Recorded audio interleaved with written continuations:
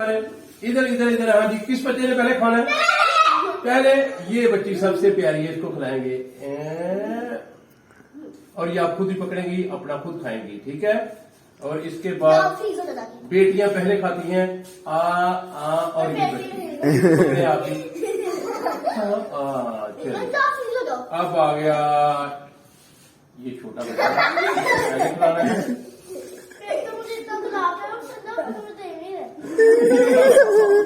ये है जी, अब ये आप पकड़े और खाएंगे।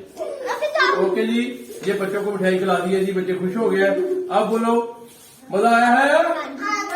इधर आके बताए, इधर आके जो जोर से बताएगा उसको फिर मिलेगा। जरा किसको मजा आया है? कितना मजा आया है? ओ